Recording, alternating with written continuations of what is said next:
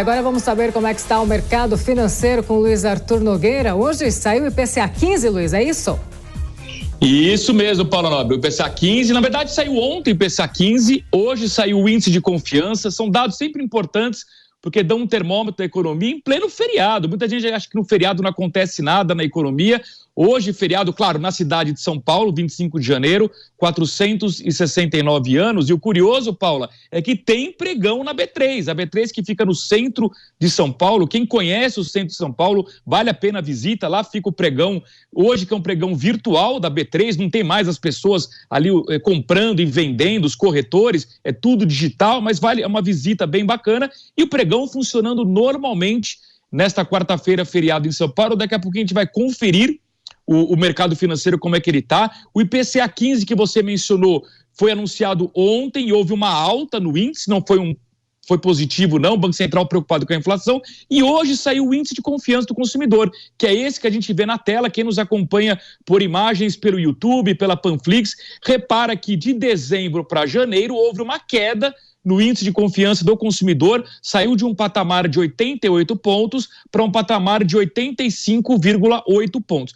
Sempre é ruim quando cai a confiança do consumidor, porque, claro, o consumidor, quando perde a confiança, ele normalmente não gasta, não faz parcelamento, ele guarda dinheiro, consequentemente, ele não ajuda o varejo e não ativa a economia. Então, o importante é que o governo Lula crie as condições para que a confiança dos consumidores cresça. Lembrando que esse índice divulgado pela Fundação Getúlio Vargas vai numa escala de 0 a 200 pontos. Então, quando a gente fala 85,8 pontos, está abaixo da média, que seria 100 pontos. Portanto, ainda é um consumidor com pouca confiança, o que não é muito bom para a economia.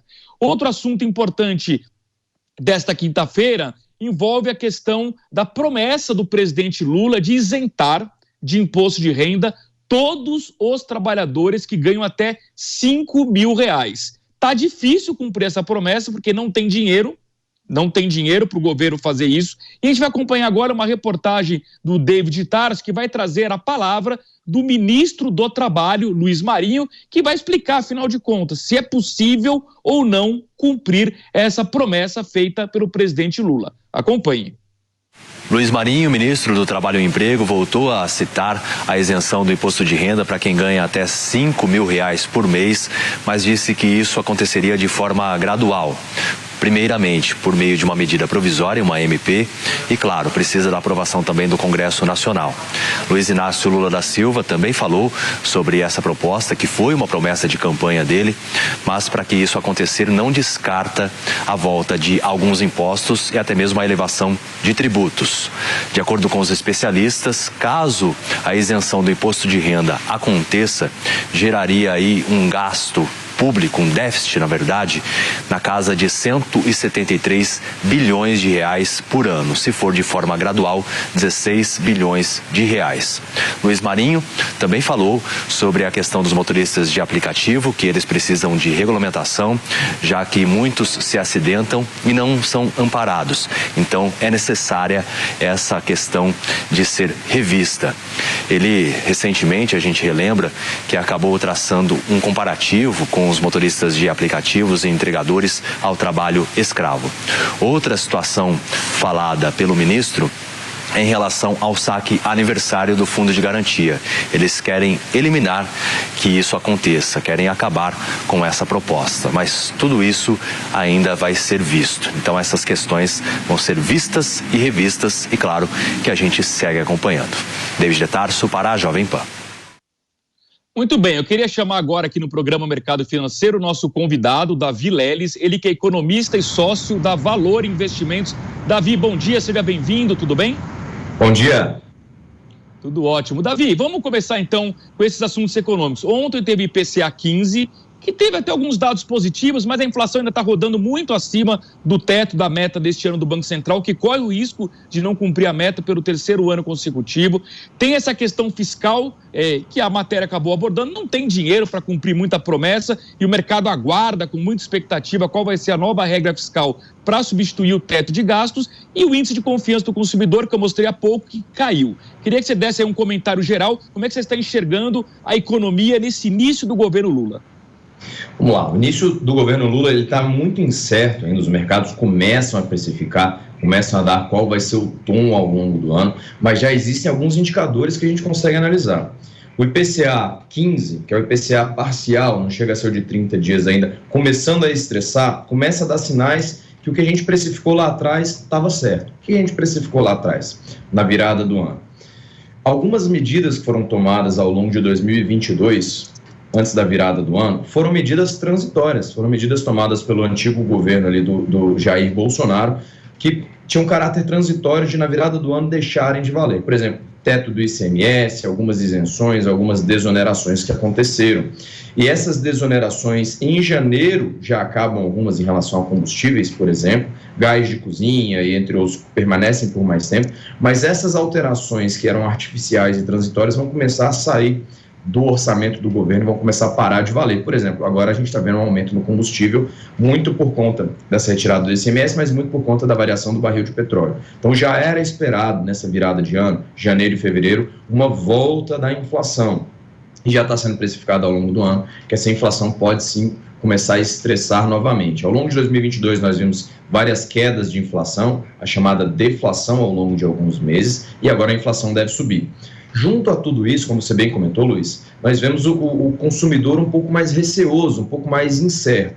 Por mais que as camadas ali com menores salários estejam um pouco mais otimistas, se você pega na média, a confiança do consumidor caiu. Por quê?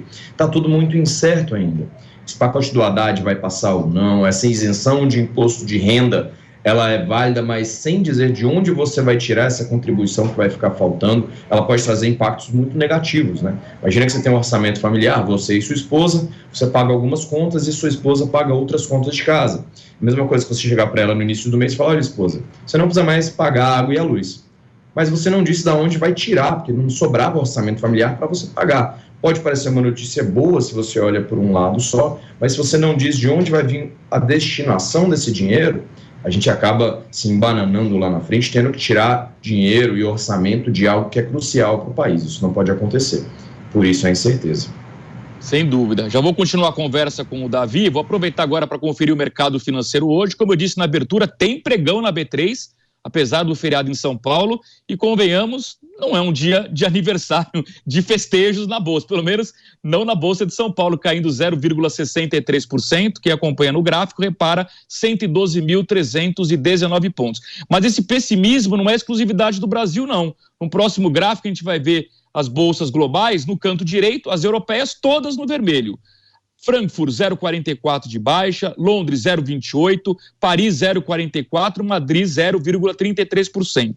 Na Ásia, estamos na semana de feriado do Ano Novo Lunar, só teve pregão em Tóquio, aí houve uma alta de 0,35%.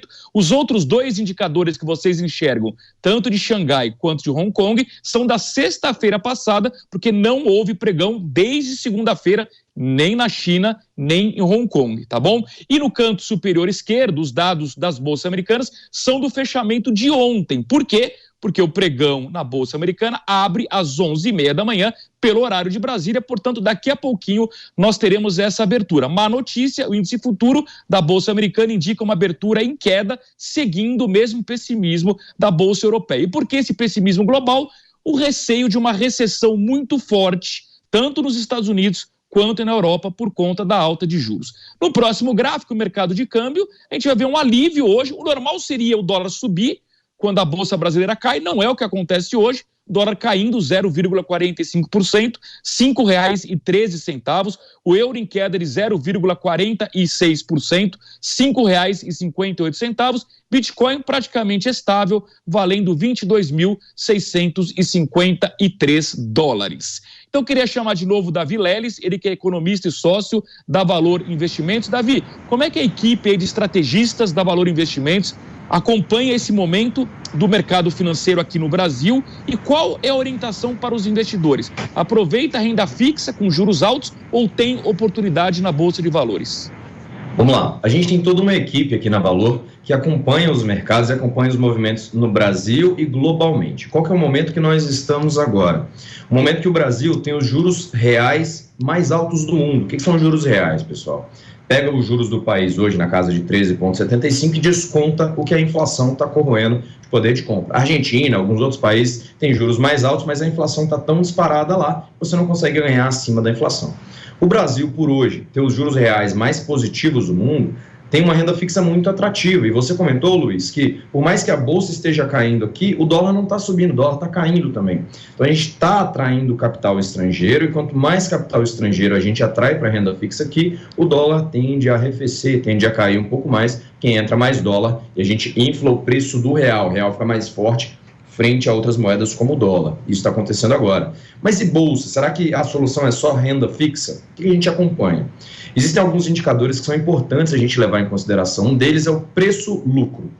Ou seja, é uma fração de preço dividido por lucro, ou price earnings. Vocês vão ler esse índice como PE, price earnings, que é o preço dividido por lucro. Para cada unidade de lucro que aquela empresa dá, quanto de preço que você está pagando. Quanto mais baixo esse nível, quer dizer que você está pagando menos para aquela dada unidade de lucro de uma empresa. Então, você está comprando ela mais barata.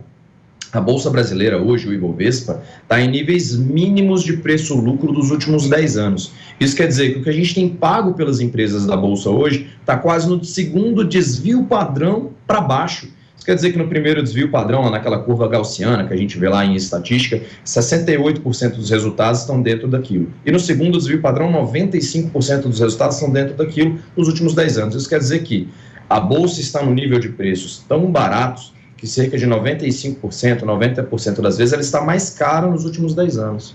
Então é um momento muito barato do preço que você paga pelo lucro que a empresa dá hoje. Então, por mais que a renda fixa esteja muito atraente, a Bolsa Brasileira também está muito barata. Qual que é a recomendação que a gente pode falar? A gente pode analisar como um investidor que é mais conservador, se ele tem espaço para começar a comprar Bolsa, se ele começa agora, mesmo que seja pouquinho, ele pode começar porque ele está comprando barato. Já os mais agressivos, que querem ter mais renda variável, mas pensando aí em 3, 5, 10 anos de investimento, sem precisar desse financeiro, também está num momento muito bom que os preços estão baixinhos. Você compra com uma margem de segurança muito boa, sabendo que você está comprando nas mínimas dos últimos 10 anos.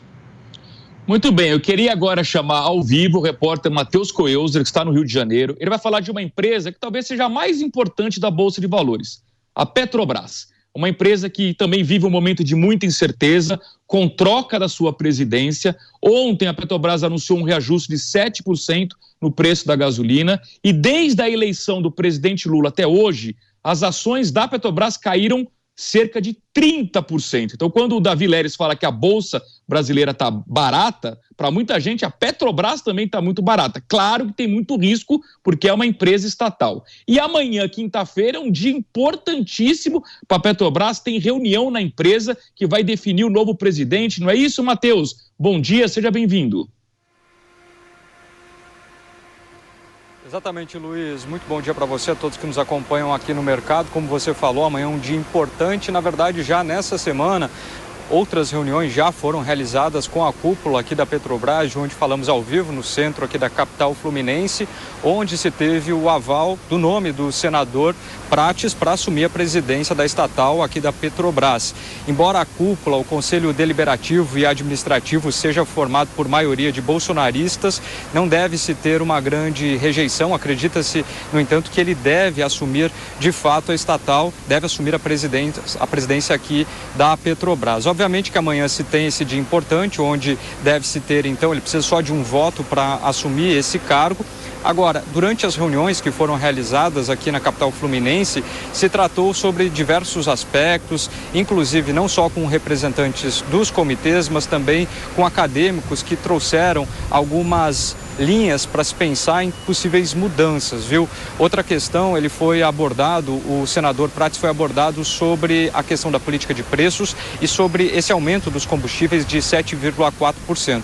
Ele não se posicionou e não comentou sobre esse assunto. Outro aspecto também que foi analisado é que deve se manter até o momento o Conselho Deliberativo e Administrativo, esses membros não devem mudar até a posse, até que Prates, então, de fato, assuma a presidência da estatal. Ele falou também sobre a questão dos princípios que devem nortear a estatal, a Petrobras, que ele deve estar mais focado nos investimentos e não tanto na rentabilidade dos acionistas. Obviamente que se tem muito ainda a analisar, essas reuniões já foram realizadas, muitos assuntos foram tratados, mas a partir de amanhã se deve ter uma data de extrema importância e aí então mais definições numa das empresas, né, na estatal mais importante aqui do Brasil e que aí também vai trazer as novidades. Se tem uma reunião também proposta para abril, onde devem ser feitas as prestações de contas aqui da Petrobras, Luiz. Muito obrigado, Matheus Coelzer, ao vivo, lá na sede da Petrobras, no Rio de Janeiro. Eu queria chamar o Davi Leles, economista e sócio da Valor Investimentos. Davi, como é que a equipe de estrategistas da Valor Investimentos analisa as estatais, que talvez seja uma grande incógnita do governo Lula? Vale a pena incorporar esse tipo de empresa no portfólio de ações? É melhor evitar até que a gente tenha uma clareza maior qual será o grau de intervenção do governo nessas empresas? Luiz, nós estamos bem receosos e bem cuidadosos com o investimento em estatais. Principalmente com o governo Lula, que já sinalizou que não tem problemas, não tem nenhuma dificuldade em colocar políticos nos cargos ali, não preferindo pessoas muito técnicas, mas pessoas políticas que vão para ele e vai resolver os problemas. A gente tem muito receio, porque empresas estatais ou empresas de capital misto, como é o caso do Banco do Brasil, como é o caso de Petrobras, podem ser usadas para finalidades políticas, como já sinalizou o próprio presidente Lula. Tem, inclusive, dentro do partido e dentro da própria cúpula, algumas discussões e alguns atritos do Lula com a Haddad e com a Simone Tebet sobre a responsabilidade fiscal e a responsabilidade social, e essas empresas, elas têm que visar dar lucro. A gente não pode se enganar. Empresa estatal é empresa do povo. Então, uma empresa estatal dando prejuízo é o povo tomando prejuízo e o povo vai ter que pagar esse prejuízo que foi dado. Essa história de dinheiro público não existe. Existe dinheiro do contribuinte, dinheiro que sai do nosso bolso. Por isso, a responsabilidade fiscal, ela não consegue andar desacompanhada da responsabilidade social. E essas empresas como Petrobras, o único fator de risco não é a parte política apenas, que com o Jean Paul Prats provavelmente pode ser usado ali para mudar um preço de PPI, de paridade internacional, pode ser usado para pagar menos dividendos. Quem tem Petrobras na carteira já viu o Lula falando que Petrobras é um lucro absurdo, é um lucro que não deveria ser distribuído, então a gente pode esperar uma mudança de precificação, pode esperar menos dividendos sendo pagos e a gente pode esperar também mais volatilidade. Porque empresas como Petrobras, elas dependem do preço do barril do petróleo, dependem do dólar e também tem um risco político ainda atrelado a elas. Quem quiser ganhar dinheiro com Petrobras ou poder perder dinheiro com Petrobras vai ser uma posição muito especulativa, porque com momentos de muita volatilidade é difícil você analisar o que vai ser o futuro da companhia, porque não basta analisar a companhia, você tem que analisar todo o cenário em volta dela, que está completamente incerto. Então, uma ação hoje muito especulativa e não muito de investimento estrutural. Perfeito. Davi, para a gente encerrar a entrevista, a gente tem 1 minuto, eu queria o teu cenário econômico para o ano inteiro em termos de crescimento. Tem gente no mercado que fala até em queda do PIB, tem gente mais otimista que fala em crescimento em 2%, a mediana do mercado está ali em PIBinho, em torno de 0,7%. Qual é o seu cenário para esse ano? Bom, esse cenário de PIB, a gente puxa até o último boletim Focus que saiu, ele está mais otimista com o PIB desse ano e ele está neutro com o PIB do ano que vem, de 2024. Ele subiu de 0,77 para 0,79 a expectativa de crescimento do PIB em 2023. Eu acredito, na minha opinião e da Valor Investimentos, que o PIB ele vai sofrer com esses juros mais altos e a gente comece a falar menos de inflação e comece a falar mais de crescimento. Então, nossa expectativa de PIB é um PIB ainda comprimido na casa de 0,6%, 0,5% por ano de 2022 e ainda muito incerto para o ano que vem. O que vai definir isso é, se taxas de juros começarem a cair e tiver espaço para a inflação ter reduzido bastante, para a gente cair juros, o PIB volta a crescer e a gente volta a produzir. Mas com juros muito altos é muito difícil a gente ter uma produção em larga escala, produzindo e empregando muita gente e gerando emprego. A gente precisa de juros mais baixos. Muito bem, Davi Leles, economista e sócio da Valor Investimentos. Davi, muito obrigado, um bom dia, até uma próxima oportunidade. Bom dia, até a próxima. Eu dizia há pouco que o mercado americano abre às 11h30 pelo horário de Brasília. De fato, abriu. Índice Dow Jones, que é o principal índice da Bolsa Americana, em queda de 0,78%, acompanhando o pessimismo das bolsas europeias e da própria Bolsa brasileira. Com essa informação, eu encerro o mercado financeiro, que volta amanhã ao vivo às 11h15 da manhã. Eu devolvo para você, Paula Nobre. Valeu, Luiz Arthur Nogueira, valeu pela participação aí, trazendo os principais destaques do mercado financeiro.